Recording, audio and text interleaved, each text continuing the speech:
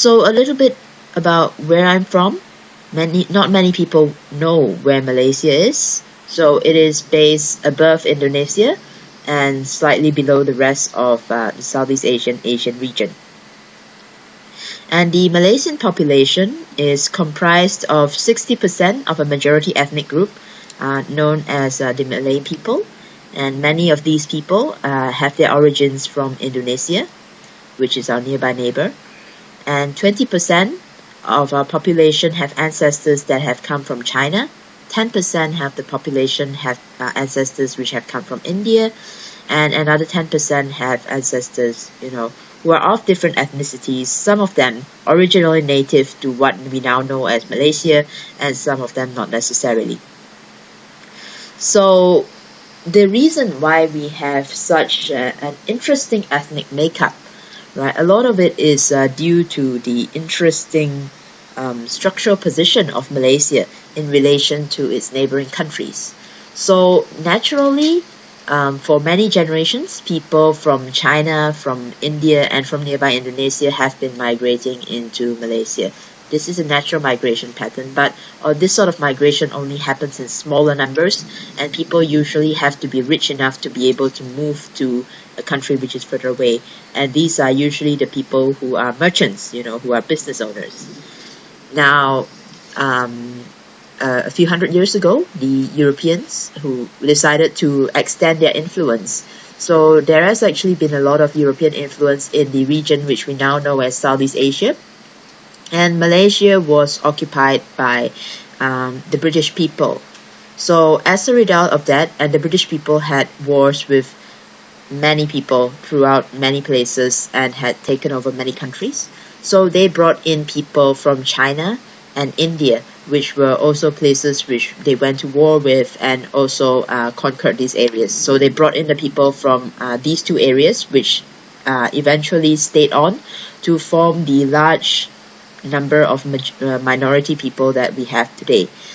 Furthermore, Indonesia was at one point taken over by the Dutch, also for a couple hundred years, and there were many people who escaped from Indonesia to the nearby areas of Malaysia, and that is how we have the very unique ethnic composition that we have today. So this is my wedding photo, and through this wedding photo you would be able to tell that my husband and I are ethnically Chinese. The parents on my mother's side, the family on my mother's side have been in Malaysia for 5 generations, and the family on my father's side have been in Malaysia for 3 generations. Right, whereas on my husband's side, I think that his family has been in Malaysia for around 4 or 5 generations even. Now the reason why I show you pictures, this is my husband's family having their reunion dinner, of Chinese families sitting around a round table, right, is because this is something very unique that I had only, about my culture, that I only learned about when I started to move abroad and work in other countries. And that was where I learned that in other cultures, or European cultures, people don't sit on round tables. People sit on rectangular tables, and the reason is because in European cultures, people don't necessarily share their food.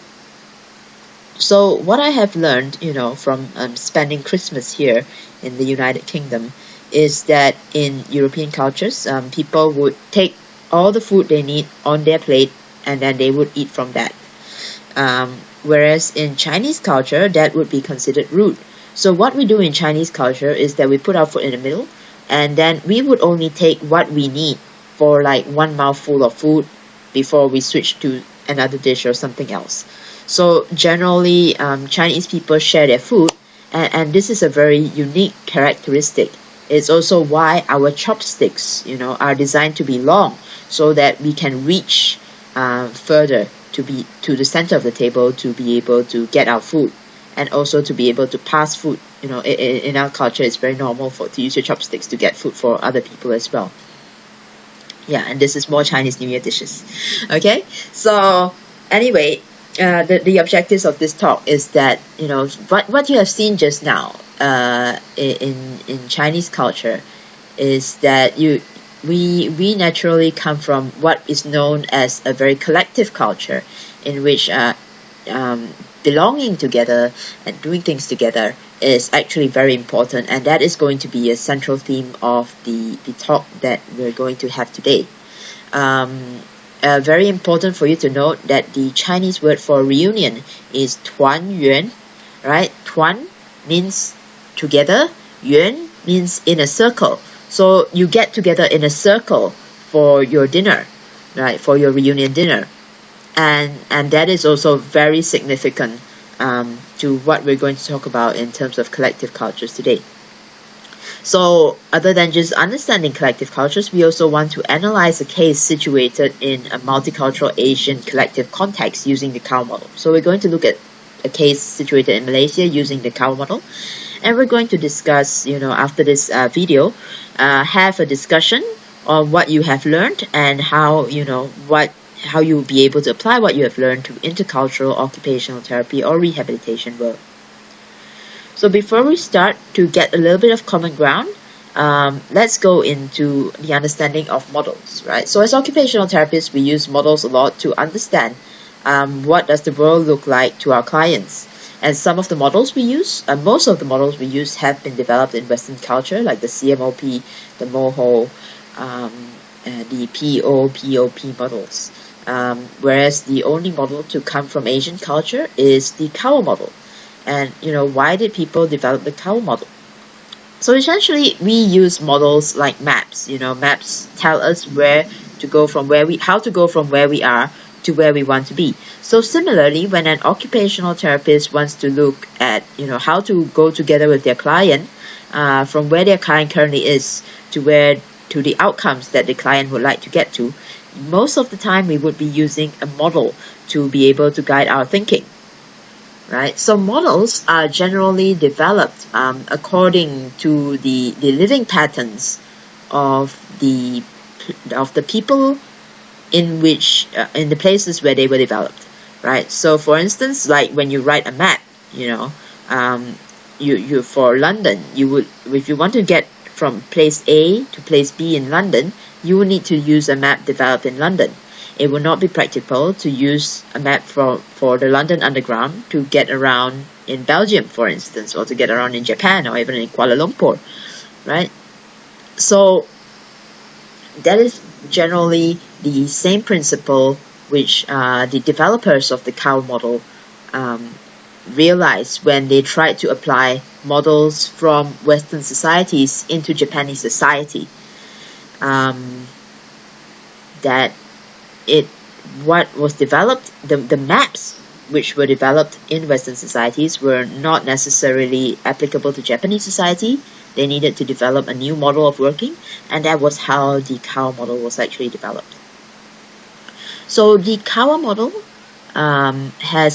uses a river metaphor, which is a description of a river, right? And you not only examine the client at this current point in time, at the moment when you see them, but you also look at the events that led up to the client being at their current point in time, which is in their past, and also where the client would like to go in the future. And the cow model is mainly comprised of these 4 to 5 components, right? Mainly the river water or the river flow, which is what you would like to prioritize, what you would like to prioritize and examine.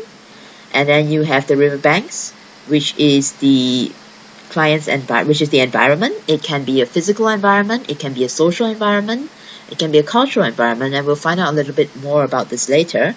And you have the rocks, which block the river flow. These are the obstacles, as well as the driftwood, which is what we call influencing factors which would influence the flow of the river to become more positive or become negative. So for instance, your client might have something which they perceive as a weakness, which people perceive as a weakness, like they're stubborn. Now, at the same time, it could also be used as a strength. So this stubbornness could be used as a motivation for the client to be engaged in their therapy, for example. So this driftwood actually has a dual nature of being both positive and negative depending on how you utilize it. And when these four factors interact with each other within the circle, you get something known as spaces, which is opportunities, for you to be able to provide your occupational therapy. And that is a brief overview of the car model. So let's get down to the river flow for this case study, and which is what we want to explore. Did you know that Malaysia is the fattest nation in Asia? Okay, so this is according to the Lancet, right? And that is generally the phenomenon that we would want to explore today. So why are Malaysians, the fattest people in Asia, right? In order to understand that a little bit better, we need to understand the social cultural environment and the physical environment, which makes up what we know as Malaysia today. So we'll start with the social cultural environment. Now, the Malays, this group of people, they are the majority group of people. They are known as the Malays, and they make up 60% of our population. So many of these people, they have come from Indonesia previously. According to our constitution, they are also Muslim. So they do not have freedom of religion. They are required by law to be Muslim. And out of this particular population, you have the obesity rates. Our National Health Survey actually shows the obesity rates at 35.4%. Right? Now, if you look at the food that they traditionally eat, this is known as the nasi lemak. And the literal translation for nasi lemak is fatty rice. So this is rice that has been cooked in coconut milk. It can be it's really smooth to the taste, but it's also quite high in cholesterol. And so you eat it with that red thing on top. It's known as sambal. So this is chili fried with oil. And then you get these anchovies, which are really nice deep fried anchovies, very crunchy, and peanuts. And you go with some vegetables, the cucumber and the egg. Now this is like our national breakfast. Okay, and you will find that in that culture there is something called kueh, which is very popular. And these are cakes made out of rice. They tend to be quite sweet because previously Malaysia had a rather high sugar subsidy. So this allowed people to use sugar very, very cheaply. And, when people had a sweet tooth, so they'd make this kueh very sweet. And then you have the Chinese people, which make up 20% of our population, out of which you have about 21% who are obese.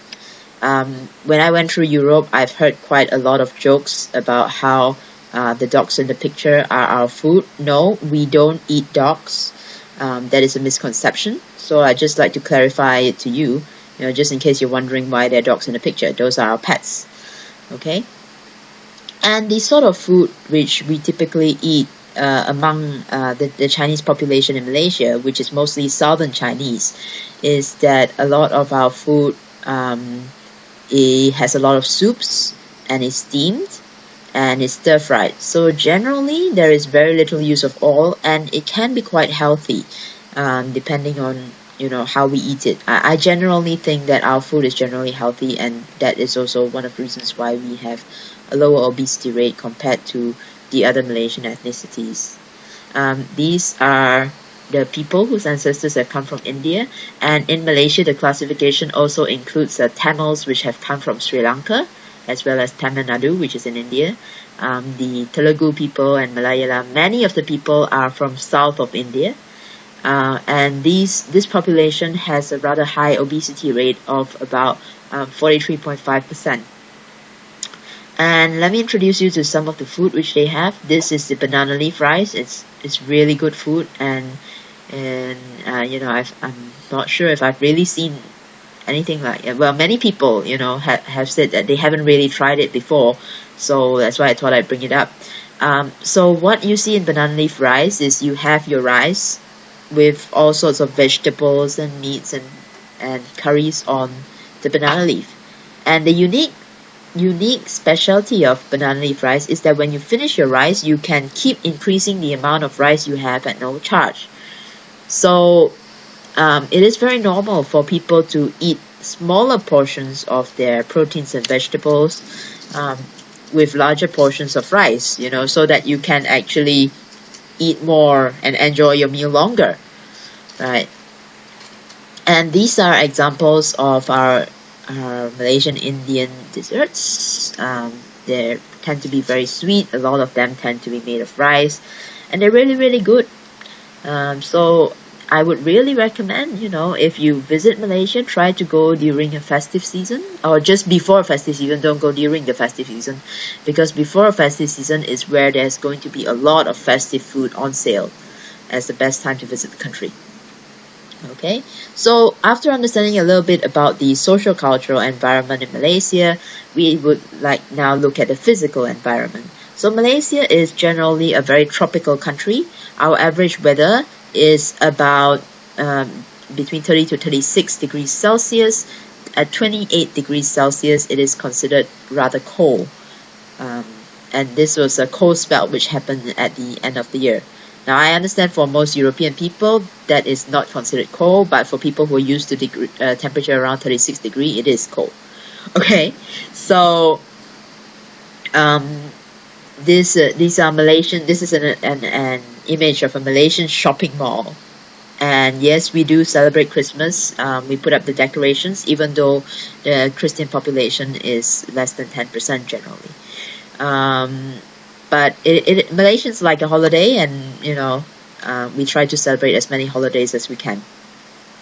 So the reason why I show you Malaysian shopping malls is because when our weather is so hot, if it's not raining, it's hot. If it's raining, you can't really go out much. So Malaysians actually spend a lot of time indoors, especially in urban areas, indoors in shopping malls. And when I went to the Netherlands, one of my friends asked me, she said, what is the exercise that most Malaysian people engage in? And so I said, walking in a shopping mall. That seems to be the most popular form of exercise. I had clients who managed to do 20,000 steps a day when they go walking in shopping malls. So that is a form of exercise which they really enjoy. Also important to note that in Malaysia, we have many 24-hour eateries, 24-hour McDonald's, 24-hour 7-Eleven, and we have these really unique roadside eateries known as the Mama, which is Indian Muslim shops. They sell a variety of traditional foods, and they are open 24 hours. So Malaysians are big fans of watching football, even though we're not very good at playing it. Because football tends to show through satellite TV and all that, we can watch football at European times, which is really weird times at night. So a lot of Malaysians go out to these 24-hour eateries to eat and watch football and, generally have a very social environment in which to enjoy the sports. So now we get into the driftwood, which is the influencing factors. Now remember I said earlier that driftwood can be both positive and negative. Right, and this is where we're going to explore some of the attitudes Malaysians have towards food. Now, what I've said here is that, serving food is an expression of love. You will find that in many Asian societies, people don't always hug and kiss to be able to show love, to be able to express their love to each other. So one of the ways in which many Malaysians show love is by serving food. So, for instance, every time I go home, my father will cook up tremendous meals for the family because he enjoys cooking. But at the same time, if you don't have, like my brothers and I, if you don't have the children at home, you don't have anyone to share food with you, then people would rather not cook, generally because they don't see a need to cook for maybe one or two people. Or, maybe for just themselves, they don't cook, because there's nobody to share food together with. It can also be an expression of joy. So when you visit Malaysian households, they will serve you food because they're happy to see you. It means that they're happy to see you. And eating food is also like a sign of respect. So we do find some people who, when they're being served food, they feel obliged to eat it, because if they don't eat it, they might feel it's disrespectful. So these are some of the attitudes which Malaysians have towards food, which influence, our food culture and eventually our interactions in obesity rehab. So generally, you can get the idea that eating food and making food together for Malaysians is very closely linked to the sense of belonging, right? People like to eat food together, people like to make food together, right? And a lot of our food also carries cultural meaning. So what I'm showing you here is a Malaysian Chinese dish known as yisang, and this is traditionally eaten during Chinese New Year. So it's like a very special food for a very special occasion. So yisang, it's made out of two words. The first word is fish, which is yi, which also means leftovers. And during Chinese New Year, we like to show symbols of fish and to have fish during Chinese New Year because it means the leftover good luck from the previous year gets carried on to the new year, right? And sang is a Cantonese word for rise.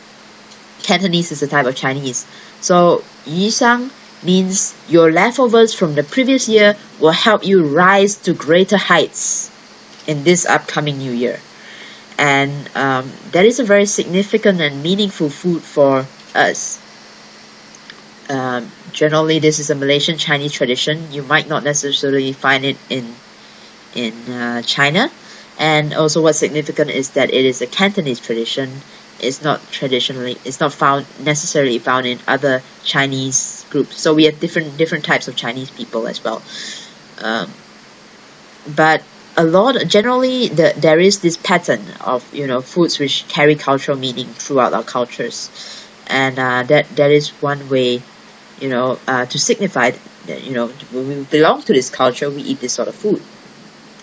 Food is also very much linked to role, and the reason why I show you this rubbish collection thing is that in some of the Malaysian cultures, the role of a people who are in the role of a mother, will feel that it is necessary to eat their children's leftover food. Some different cultures have different attitudes towards leftover food.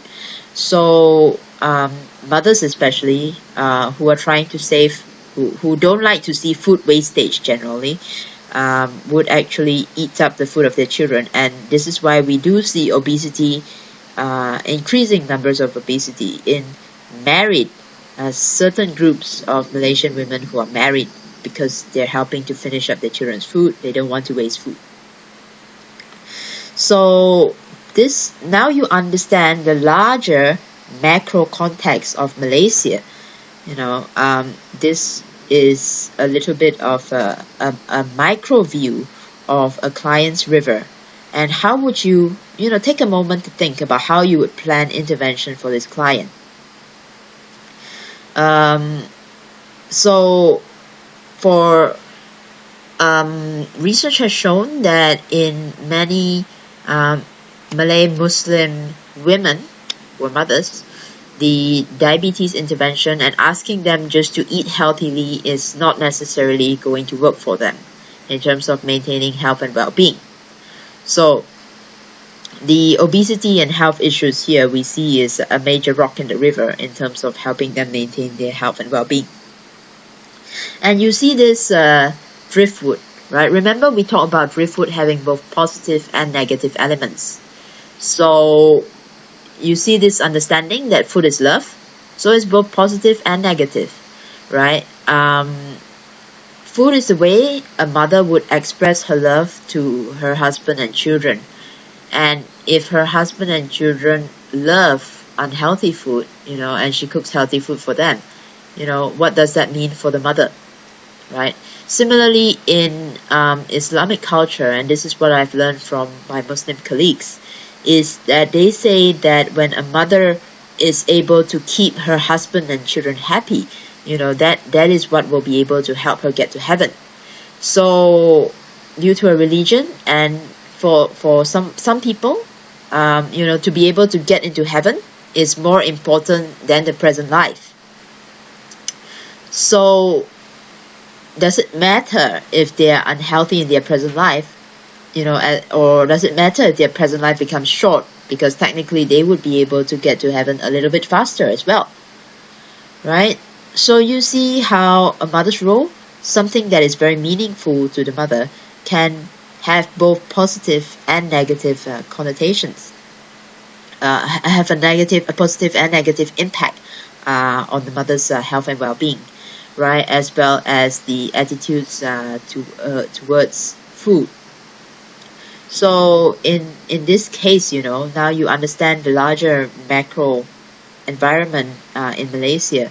How would you be able to use the driftwood, for example, or how would you be able to use the riverbanks to create space in the river and create opportunity for flow, right?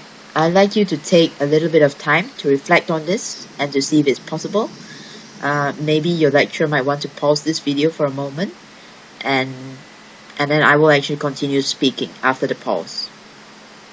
Okay, so what some of my Muslim colleagues have actually advised, in situations like this, is that when we remember that food carries food carries meanings of love and respect, one of the things you can do is to work together with the husband and children to create the sort of supportive social environment for the mother. This will actually widen the riverbanks so that there is more spaces for flow.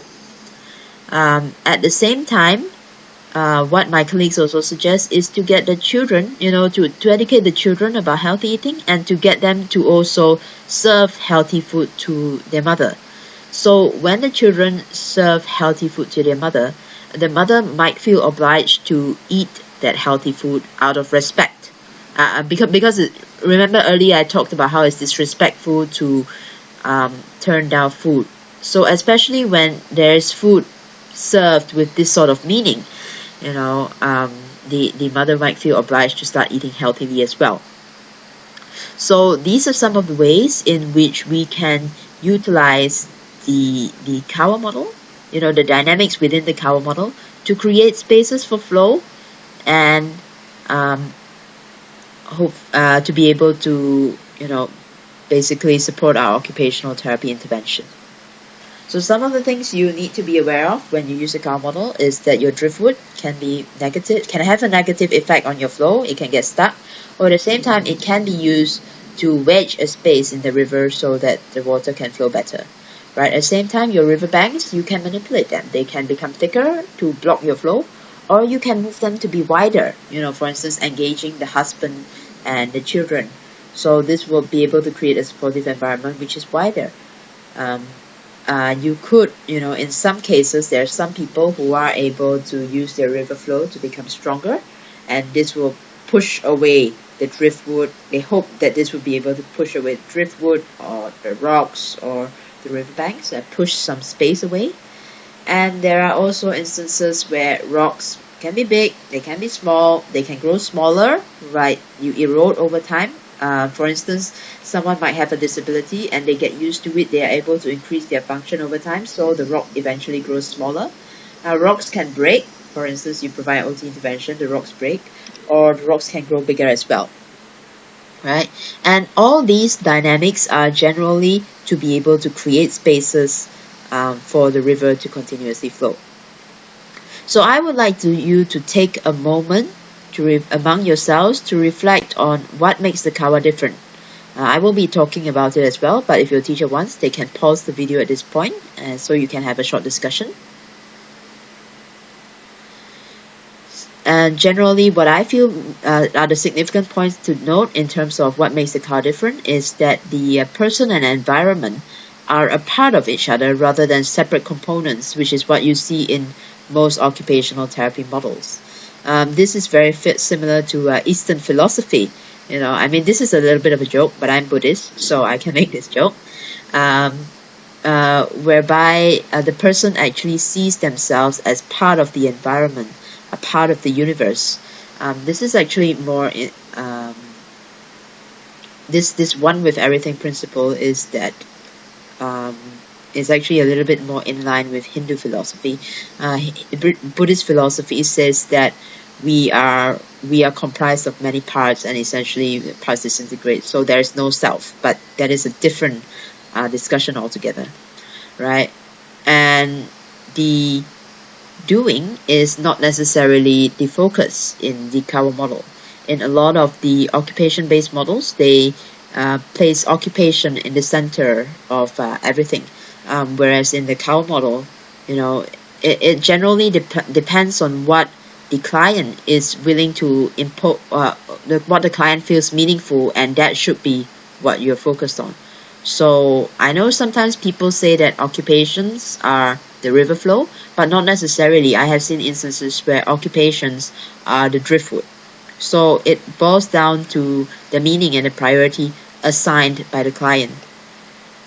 And of course, an element which the Kawa model has, which other occupational therapy models don't necessarily have, is the driftwood, in which you have the duality where something can be both a strength and also a weakness.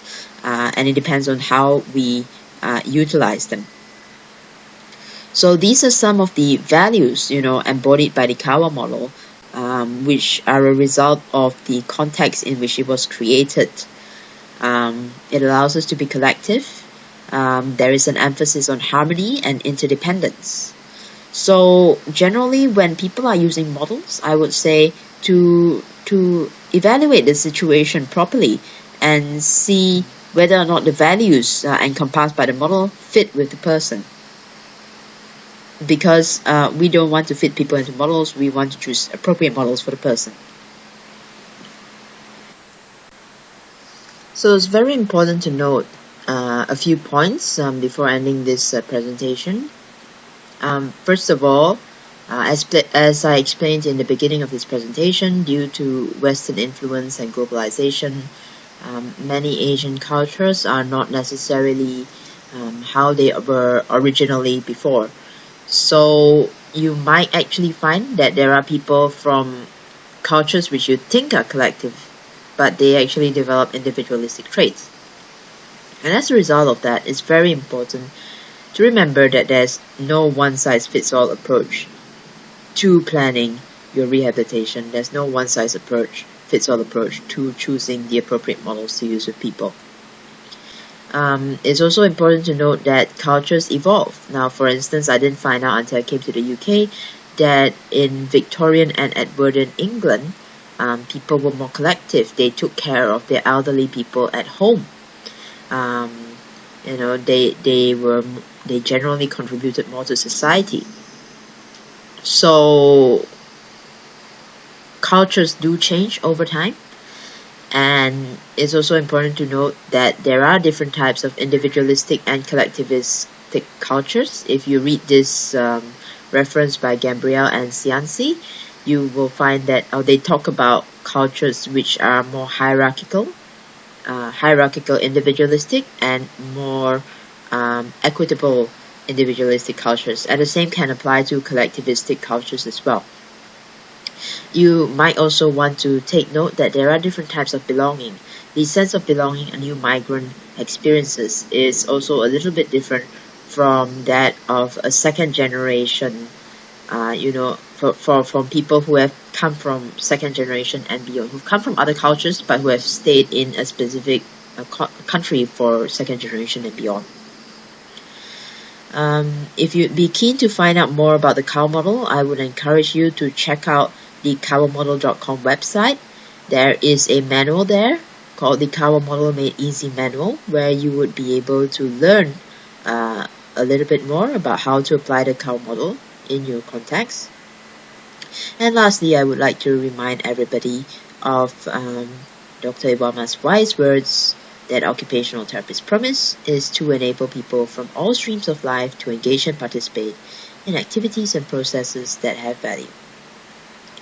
So in ending, I would like you to reflect perhaps on what is the one most important thing that you have learned and how you would hopefully be able to apply that to your future occupational therapy practice.